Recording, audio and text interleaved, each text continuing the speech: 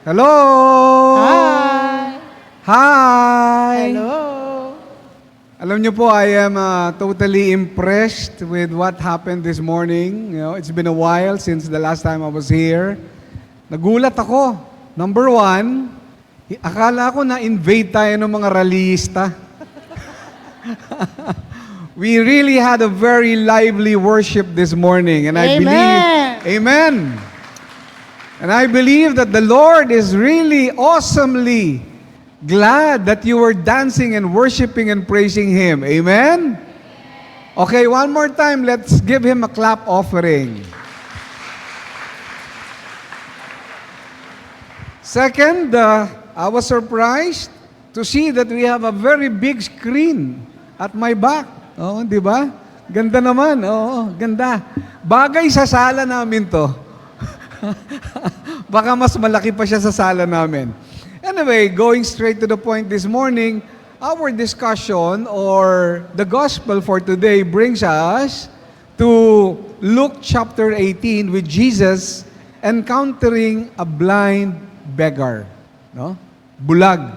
Ano ginagawa ng bulag? Would you kindly, sorry ha, pa-assist lang, hindi gumagana yung ating slide please. Sabihin ko na lang pag na-delay tayo. Ayan, okay. The encounter was between Jesus and a blind beggar. Okay? Ano ginagawa ng blind? Nanlilimos. Bakit nanlilimos yung bulag? Walang kita. Sino ang maraming pera? Ang duling. Doble ang kita. Okay? Sorry. Anyway, the thing is, but before I proceed, sisters and brothers, lest I forget, I'd like to greet all of you a Happy New Year. Pakibati mo yung katabi mo, Happy New Year. Ang aga naman.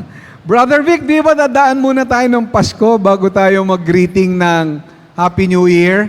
Well, kasi ho, today, or this week rather, is the last week prior to the feast of what we call Christ the King.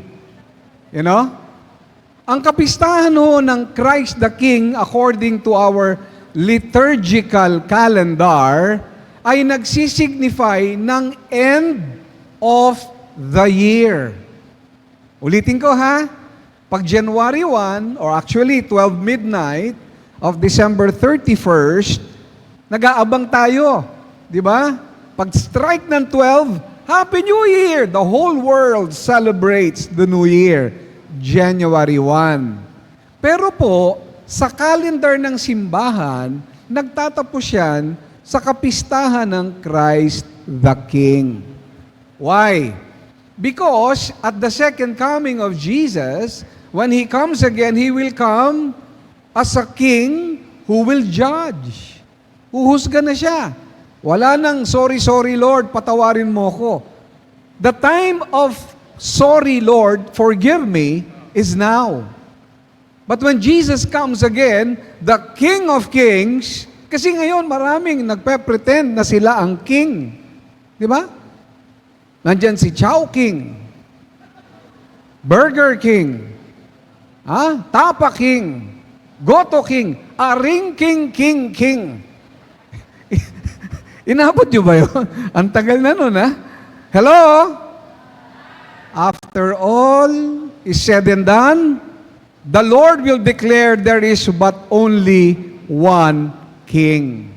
At yan po ang aral sa atin ng ating inang simbahan. Itinuturo that there will be a time of reckoning, a time of judgment. Ang turo po sa atin, in the end, listen very well ha, there are 4 last things. Ano yung 4 na huli? Death. Doon kayo kumikita. Remember that. Pag walang namatay, walang St. Peter. Okay? Death, judgment, heaven, and hell. So in our temporary journey in this earth, once the journey is finished, death comes. After death, what comes? Judgment. After judgment, what comes?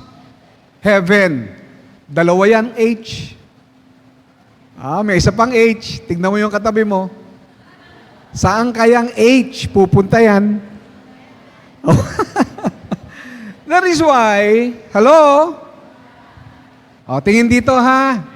I don't want you to miss this. What you do today, ano man ang gawin mo ngayon, will have eternal consequences. Hindi porke okay lang tayo ngayon, maglalagay lang ako ng mga budget insertion, at gagawa lang ako ng mga projects na hindi ko naman makikita. Yung mga bagay na yan, hindi yan lumulusot. Pwedeng lumusot sa atin yan. Pero hindi lulusot yan sa mata ng Panginoon. Whatever we do today will have eternal consequences, will be the deciding factor between heaven or hell. That is why it is very unfortunate in Matthew chapter 7, ang sabi po ng Biblia ganito, there are two roads, dalawa lang ang daan. One is a wide road, the other is a narrow one. The other one leads to perdition, kapahamakan, hell. Okay? And a lot of people go there. A lot. The road that leads to heaven, konti lang, a few. Kaya nga itong ang dami-dami natin ngayong umaga, konti lang. Huwag naman kayong kabahan. Di ba? Why? Because that is why we are going, Brother Vic, matagal pa yan. I'm only 20 plus. I'm only 30 plus. Matagal pa yan. Huwag kang papakasiguro. Ano sabi sa atin ng scripture? You do not even know what will happen tomorrow. What is your life? You are a mist. Alam niyo yung mist? Hamog. Now you see it, now you don't. You are a mist that appears for a little while and then vanishes. Nakita ko doon sa Facebook, merong isang, I don't know the name, I forgot, isang volleyball player. Nakita niyo po ba yon?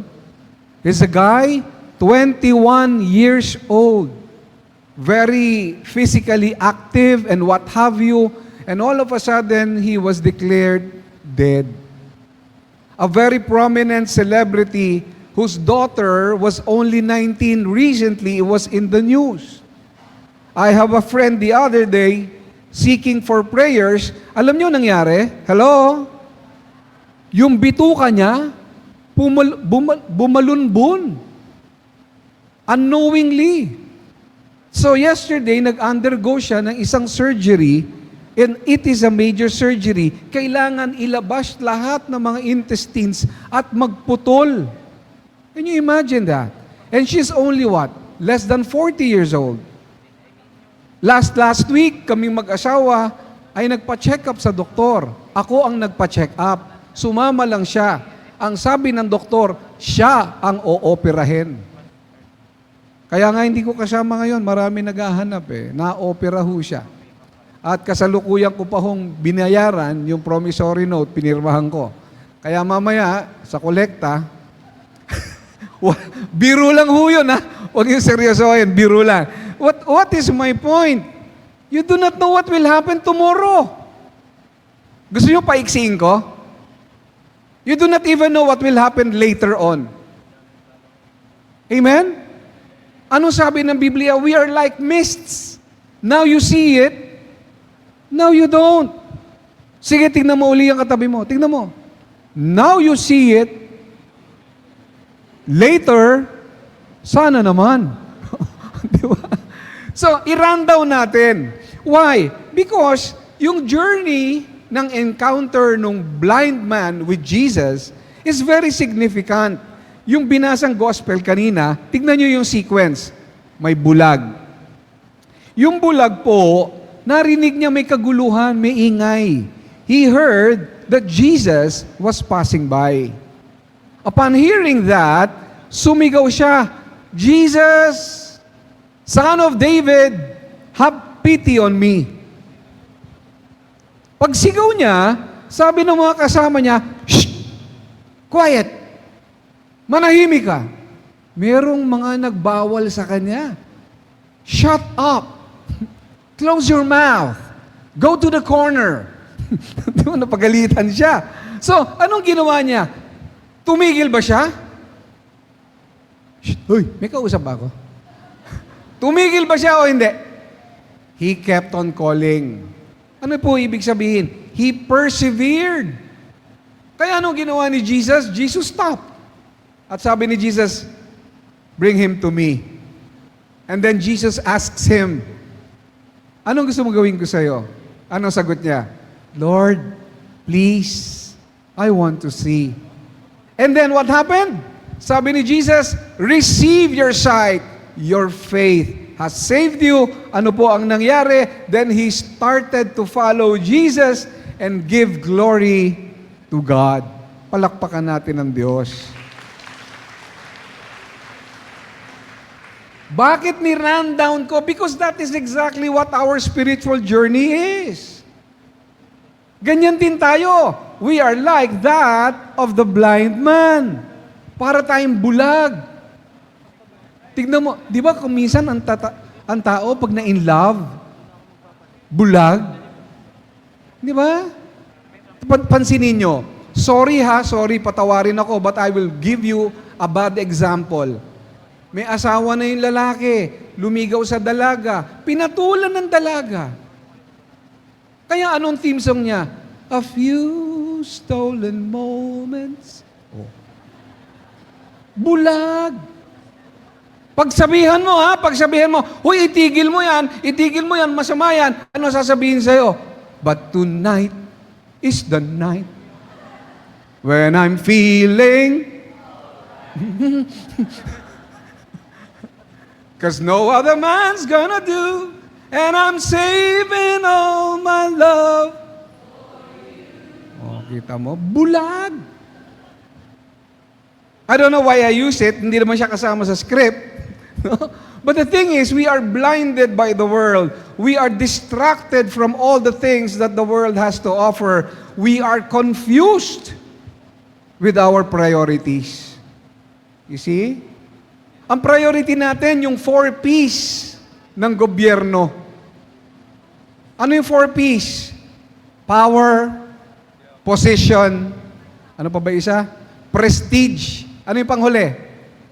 Pera. Yan ang priority natin. Hindi ho masama lahat yan. Kailangan natin yan. And when we are given a position of authority, we are given a position which comes with it the prestige of the chair of it. Sisters and brothers, it is not bad, but it is not the highest goal that we should be having. Am I making sense? We are like that blind man, but umattend kayo ng prayer meeting this morning. Hello? Are you here? Are you here? You are hearing about Jesus now. Parang si blind man, narinig niya, dumadaan si Jesus. Right now, we are talking about the word of Jesus. Pero, merong mga tao who will disregard what is going on. I can see it from where I am right now. I can see it vividly. Some people are very focused. Hey, Jesus is passing by. The word of God is being declared. But to others, it is not that important. I guess they are the very same people who said to the blind man, stop it! Tumigil ka na! Huwag kang magsisisigaw dyan. What is my point? Hello? Meron tayong mga kaibigan, ilalapit tayo sa Diyos. Pero truth to tell, merong mga tao na ilalayo ka sa Panginoon. Kung ang kaibigan mo ay naglalayo sa iyo sa Diyos, magbawas ka ng kaibigan. Yang katabi mo, nilalapit ka ba niyan sa Panginoon? O? Kung minsan nagbabasa ka sa table mo ng something that is spiritual, di ba? Babasa tayo, something spiritual. Sasabihin sa'yo, nadaanan ka, ay, nagbabasa siya ng Bible. Ano dialogue sa'yo? Uy, baka lumampas ka sa langit. O kaya, uy, baka kunin ka na ni Lord. Ganyan, inaasar tayo di ba? Amen? O pag sinabi sa'yo, baka kunin ka na ni Lord, isa lang ang sagot mo, huwag kang mag-alala, isasama kita. O. Abay, si Lord yun. Kaysa naman iba kumuha sa'yo. So what is my point? Point is, sisters and brothers, anong ginawa ng bulag? He kept shouting, Son of David, have pity on me. He persevered. He went against the norm of the world. What is the point? Kapatid, kahit ikaw na lang, yung kahuli-hulihang nagdadasal sa loob ng opisina mo, press on. Kahit ikaw na lang, ang kahuli-hulihang nagbabasa ng Biblia sa loob ng bahay mo, press on. Because heaven is reserved for you. Amen? Palakpakan na nga natin ang Panginoon. You know, the blind man, sabi ng mga tao sa kanya, stop it! Shut up! Tumahimik ka! Tumahimik ba siya? Hindi. He kept on calling. Why? The question is why? Because Jesus may not pass his way again. Remember nanlilimos, steady siya. Dumadaan si Jesus. Jesus! Hindi siya huminto. Jesus! Hindi siya huminto. Jesus! Huminto si Jesus. Bakit? Hindi siya huminto ng kasisigaw Hindi siya huminto ng katatawag. Ano man ang dinadaanan natin, huwag kang hihinto. Kahit parang walang nangyayari at walang tugon sa iyong mga panalangin, huwag kang hihinto. Because there will come a point in time when Jesus is going to stop, call on you, and bless you with what you have been praying for. That is the rule of thumb. Amen? So, ang ginawa ni Jesus, tumigil siya, tinawag siya, at ito ang nakakapagtaka, di ba? Nakakapagtaka, tinanong siya, what do you want me to do for you? Ano ba siya? Ano ba siya? Bulag Kung ako yun, what do you want me to do for you? Ang isasagot ko kay Jesus, Lord naman, palabiro ka. Obvious ba, Lord, please, I want to see. Ano po yung hinahanap ng tanong? It is not a question of what am I going to do because Jesus knows what He is going to do. The question was asking for the humility of the person. The Lord is looking for our humility to admit that without Jesus, we are nothing. Ang dami mong achievement, ang dami mong trophy, di ba? Kung minsan yung pangalan, ang daming karugtong di ba? Brother Vic Pestaño, MBA, PBA, MMDA, PA, ang haba. Di ba?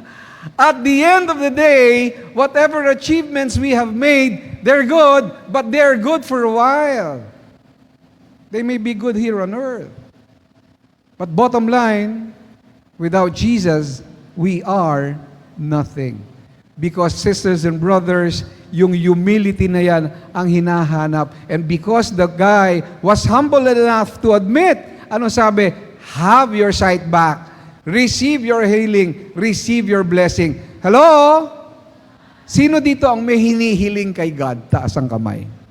May hinihiling kay God. I pray in Jesus' name. Yun lang nakataas ang kamay, ha? Pag hindi nakataas ang kamay, walang re-receive.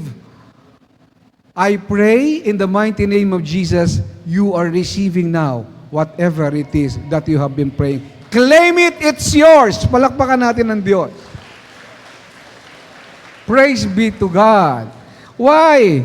Because sisters and brothers, it is always your faith that creates miracles in our lives.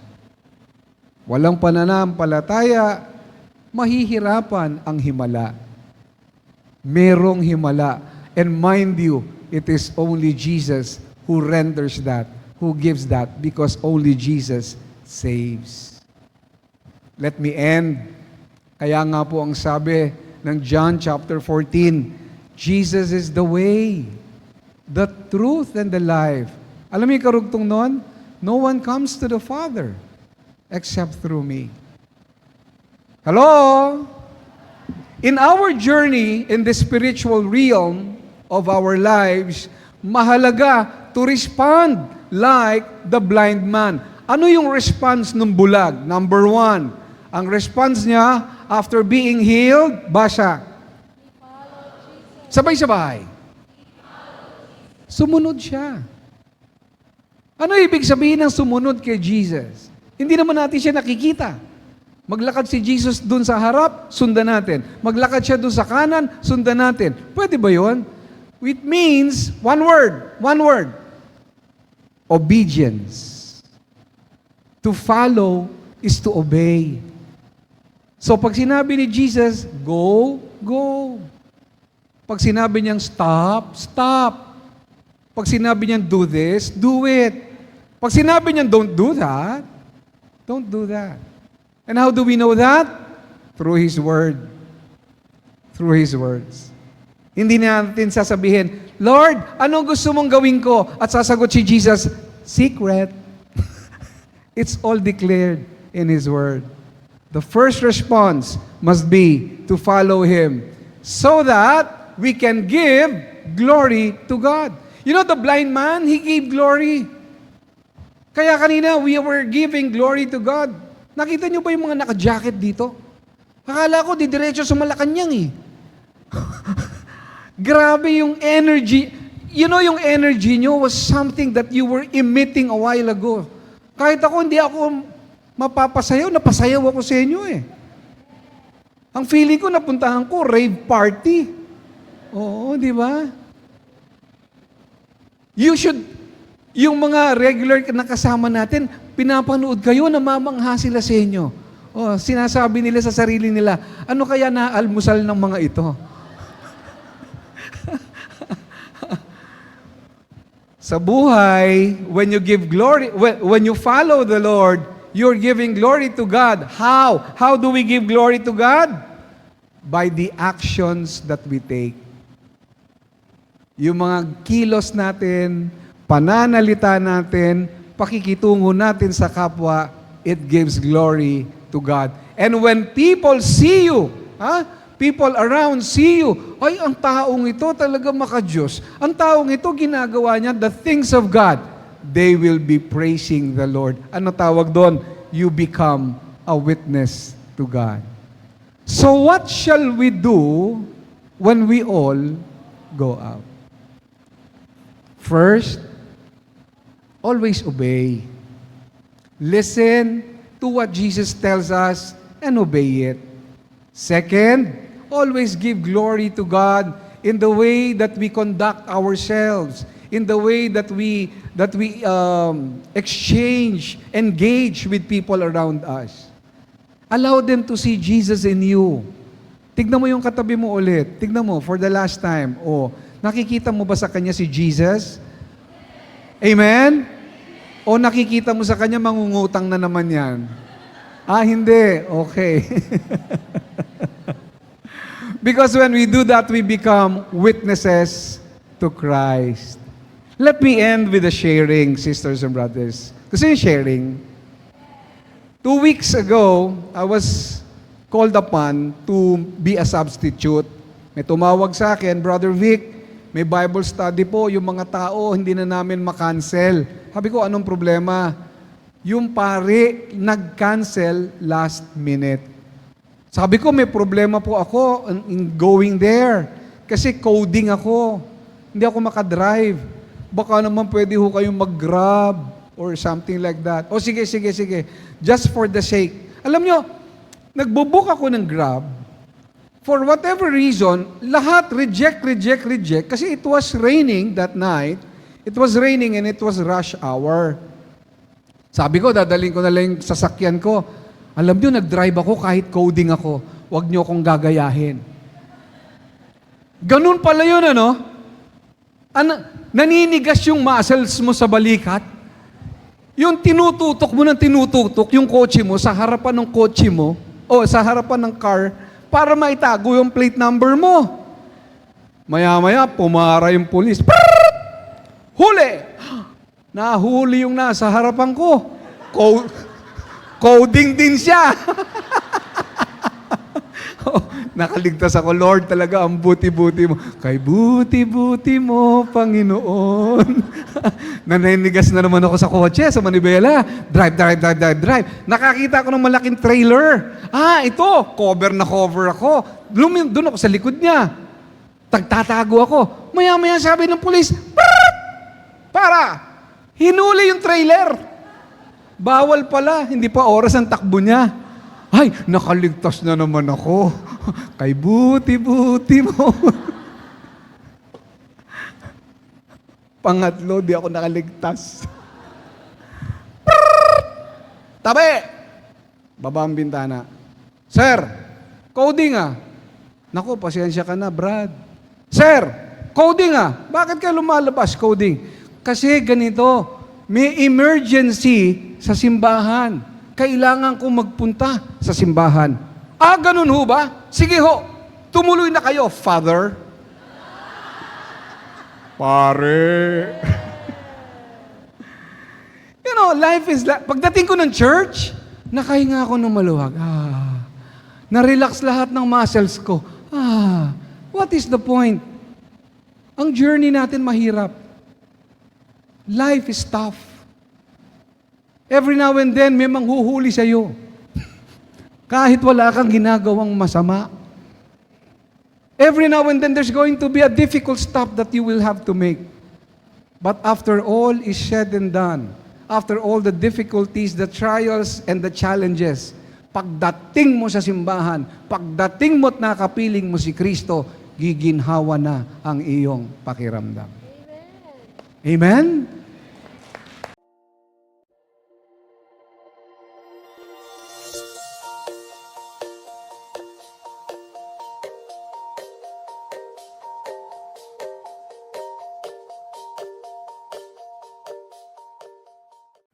Thank you for joining us. View our past broadcast on the St. Peter Community YouTube channel and St. Peter Community Facebook page. Don't forget to like, to share, to subscribe, and hit the bell so you can be notified on our upcoming activities. Maraming salamat po at laging tandaan, unahin natin lagi ang Diyos.